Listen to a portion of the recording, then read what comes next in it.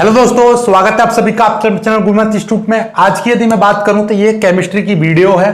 Chemistry यानी lesson 5 आपका चल रहा था, उसकी ये तीसरी वीडियो है। ठीक है, इसमें आज हम टॉपिक क्लियर कराएंगे आपका अधिशोषण समतापी क्या होता है। ठीक है, इसके कितने प्रकार होते हैं, फिर ये लैंग मयूर अधिशोषण समतापी और एक आप फ्रेंडलिक अधिशोषण समतापी, इन सभी को हम जानेंगे बहुत ही विस्तार रूप में। ठीक है, तो स्टार्ट करते हैं।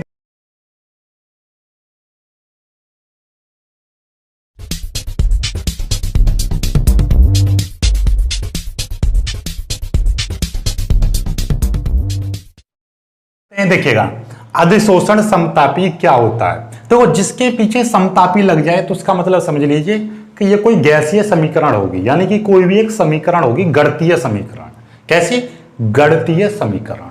ठीक है, अब एक्चुअली में क्या था कि आप अधिशोषण और अधिशोषित जानते हो, नहीं जानते, और आधे से ज्यादा बच्चे जानते हो। जो नए देख रहे हैं उनको मैं बता दूं, जैसे कि ये मान लीजिए कोई शर्ट है और आपकी खुंटी पर टंगी हुई है, खुंटी पर 10-12 दिन टंगी छोड़ दोगे तो क्या होगा कि इस पर धूल के कण आकर इकट्ठा हो जाते हैं। ये क्या है आपके? धूल के कण। ठीक है, तो जो पदार्थ जैसे कि शर्ट, ये क्या कहलाएगा? अधिशोषक। ये कहलाता है। और जो पदार्थ आकर इस पर इकट्ठा हुआ है, जमा हुआ है, वो अधिशोषित। क्लियर होगी बात? अधिशोषित क्या है? जैसे मैं दीवार पर पेंट कर दूं तो जो दीवार है ये अधिशोषक कहलाएगी। जो पेंट जो होगा, इस पर कलर करूंगा तो वो इसके ऊपर इकट्ठा होगा, जमा होगा, तो जमा होने वाले पदार्थ को अधिशोषित। क्लियर होगी बात? इन दोनों का बहुत बड़ा यूज है कि स्थिर ताप पर, ध्यान समझना, इसको समझा रहा हूं मैं। ये क्या होता है कि स्थिर ताप पर, ऐसे समझे पहले नॉर्मली, यदि मोटा मोटी भाषा में कहूं तो अधिशोषित पदार्थ की मात्रा और दाब। यदि अधिशोषित पदार्थ धूल ना हो, धूल की जगह पे कोई गैस है, तो गैस का कुछ ना कुछ दाब होगा, तो उसके दाब और उसकी मात्रा में एक संबंध बनाने वाली एक समीकरण बनाई जाएगी, एक गणितीय समीकरण बनाई जाएगी। उसी को हम क्या कहते हैं? अधिशोषण समतापी कहते हैं। क्या कहते हैं? अधिशोषण समतापी कहते हैं। तो अधिशोषण समतापी क्या है कि स्थिर ताप पर अधिशोषक के एकांक द्रव्यमान द्वारा या अधिशोषक की एकांक मात्रा के द्वारा अधिशोषित पदार्थ की मात्रा, अधिशोषित पदार्थ की मात्रा तथा गैस के साम्य दाब में संबंध बताने वाली गणितीय समीकरण को ही अधिशोषण समतापी कहते हैं। क्लियर हुई बात?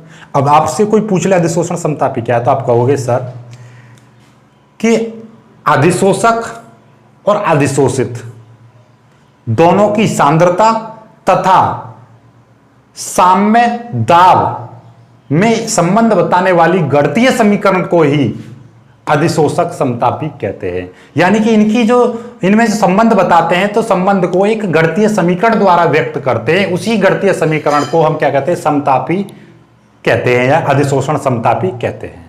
तो अब एक और स्टैंडर्ड परिभाषा क्या है कि स्थिर ताप पर किसी अधिशोषक की एकांक मात्रा तथा अधिशोषित पदार्थ की मात्रा और साम्य दाब या साम्य सांद्रण में संबंध बताने के लिए एक समीकरण का उपयोग होता है। उसी समीकरण को हम अधिशोषण समतापी कहते हैं। तो ओवरऑल क्या समझे? ओवरऑल ये समझे कि अधिशोषण समतापी एक समीकरण होती है, एक गणितीय समीकरण होती है जो अधिशोषक और अधिशोषित की सांद्रता में संबंध बताती है। सिंपल, याद हो गया। और इससे ज्यादा क्या चाहिए? कुछ भी नहीं। ठीक है, अब बात करते हैं अधिशोषण समतापी को दो समतापी द्वारा प्रदर्शित करते हैं। अधिशोषण समतापी दो प्रकार का होता है, एक फ्रेंडलिक अधिशोषण समतापी और एक लैंग मयूर अधिशोषण समतापी। ये इतना ज्यादा इंपॉर्टेंट नहीं होता है, ये आपके एनसीईआरटी किताब में ये दे रखा है, ये बीएससी वगैरह में ज्यादा पढ़ोगे। फिलहाल हम इसकी बात करते हैं। ठीक है, ये क्या है? इसको फ्रेंडलिक अधिशोषण समतापी। यदि अधिशोषित आपकी कोई गैस है, अधिशोषित क्या होनी चाहिए? इसमें गैस होनी चाहिए। तो स्थिर ताप पर अधिशोषक के एकांक द्रव्यमान पर या प्रति एकांक द्रव्यमान पर अधिशोषित होने वाली गैस की मात्रा तथा उस गैस के दाब में संबंध बताने वाली समीकरण को ही फ्रेंडलिक अधिशोषण समतापी कहते हैं। क्लियर हुई बात नहीं हुई? क्या चीज थी? अधिशोषक के प्रति एकांक द्रव्यमान पर अधिशोषित गैस की मात्रा तथा उसके दाब में संबंध बताने वाली गणितीय समीकरण को फ्रेंडलिक अधिशोषण समतापी कहते हैं। देखो ये रही गणितीय समीकरण। क्या P क्या है? यहां पर गैस का दाब है, M क्या है? अधिशोषक का द्रव्यमान है, इसलिए इसमें भाग कर रहे हैं क्योंकि एकांक द्रव्यमान बोला है। और X क्या है? X गैस की मात्रा, अधिशोषित गैस की मात्रा। तो अधिशोषित गैस तथा अधिशोषक की मात्रा और अधिशोषक की मात्रा तथा उसके दाब में संबंध बताने वाली गणितीय समीकरण को ही हम क्या कहते हैं? फ्रेंडलिक अधिशोषण समतापी कहते हैं। और नॉर्मली हमारा क्या है? अधिशोषण समतापी क्या होता है? स्थिर ताप पर अधिशोषक की सांद्रता तथा अधिशोषित की सांद्रता के बीच संबंध बताने वाली समीकरण को ही हम क्या कहते हैं? अधिशोषण समतापी कहते हैं। सिंपल सा, ठीक है। तो ये हो गया। अब यहां पर X क्या? अधिशोषित गैस के द्रव्यमान है, M अधिशोषक का द्रव्यमान है, P साम्य अवस्था में गैस का दाब है, N और K क्या है? दोनों नियतांक है, कांस्टेंट है, स्थिरांक है। इनके मान गैस की प्रकृति, अधिशोषक की प्रकृति और ताप पर निर्भर करती है। भाई जो चीज किसी चीज पर निर्भर करती है तो वो तो वास्तविक कांस्टेंट हुआ नहीं, लेकिन ये कांस्टेंट बोला जाता है, लेकिन वास्तव में ये कांस्टेंट नहीं होता है, क्योंकि ये निर्भर कर रहा है ना। किस पर निर्भर कर रहा है? गैस की प्रकृति पर निर्भर कर रहा है।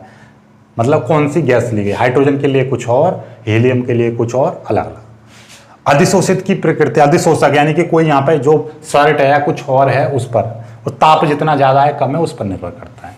तो आई होप कि ये चीज समझ में। अब हम बात करें तो इसके एक खास पॉइंट की कि इस समीकरण के द्वारा किसी भी अवक्रिया की या किसी भी समतापी या किसी भी अधिशोषक या किसी भी अधिशोषित पदार्थ की बलगतिकी का कोई भी ज्ञान नहीं होता या बलगतिकी का अध्ययन नहीं किया जा सकता। यानी कि इस समीकरण के द्वारा किसी भी अभिक्रिया की बलगतिकी का अध्ययन नहीं किया जाता। बलगतिकी यानी कि उसकी मैकेनिज्म यानी उसकी क्रियाविधि का जो अध्ययन नहीं हो पाता है। किसके द्वारा? इस समीकरण के द्वारा। तो इसका अध्ययन करने के लिए यानी कि उसका संबंध बताने के लिए लैंगमयूर ने 1916 में, कौन सी सन में? 1916 में एक नए समतापी को प्रतिपादित किया, नया समतापी बनाया, जिसको यानी कि समतापी का मतलब एक नई गणितीय समीकरण बनाई। उसी को हम क्या कहते हैं? लैंगमयूर अधिशोषण समतापी कहते हैं। ठीक है। तो मतलब क्या है कि अधिशोषक की मात्रा तथा अभिक्रिया की बलगतिकी या अधिशोषक की मात्रा तथा बलगतिकी के बीच संबंध बताने के लिए लैंगमयूर ने 1916 में एक नए समतापी या नए समीकरण का प्रतिपादन किया या नए समीकरण का निर्माण किया, जिसी को हम क्या कहते हैं? लैंगमयूर अधिशोषण समतापी कहते हैं। यह समीकरण कौन सी थी? ये थी थीटा बराबर K1P upon 1 plus K1P। Theta क्या है? अधिशोषित पदार्थ के पृष्ठ क्षेत्रफल पर अधिशोषित अणुओं द्वारा घेरा गया प्रभाज या घेरे गए अणु की जो संख्या है। जैसे कि मैं कह रहा हूं कि ये अधिशोषक यानी ये शर्ट है और शर्ट पर धूल के कण जमा हो रहे हैं, तो ये कितना एरिया घेर रहे हैं ये बोला जाएगा थीटा। और P क्या है? उस गैस का दाब है, क्योंकि ये अधिशोषित इसमें किया जाएगा गैस, तो ये गैस का दाब है। K क्या है? K एक अपना कांस्टेंट है, जिसको हम क्या कहते हैं? अधिशोषण गुणांक कहते हैं, अधिशोषक गुणांक कहते हैं, अधिशोषक गुणांक कहते हैं या अधिशोषण गुणांक कहते हैं। ठीक है। क्या कहते हैं इसको? K एक नियतांक है जिसे अधिशोषण गुणांक कहते हैं। क्लियर होगी बात? एक बार और परिभाषा कह दीजिए, क्या हो जाएगी कि अधिशोषक की सांद्रता तथा उसकी बलगतिकी के बीच संबंध बताने के लिए लैंगमयूर ने 1916 में एक नए समीकरण, एक नए समतापी का निर्माण किया, एक नए समतापी का प्रतिपादन किया, जिसे हम लैंगमयूर अधिशोषण समतापी कहते हैं। ठीक है। क्लियर होगी बात? इसका फॉर्मूला ये हो गया, ये सब कुछ हो गया। ठीक है। तो आई होप कि ये चीज पूरा का पूरा समझ में आ गया होगा। ठीक है। तो वीडियो को लाइक करना, अपने दोस्तों तक शेयर करना और चैनल को सब्सक्राइब जरूर कर लेना। जय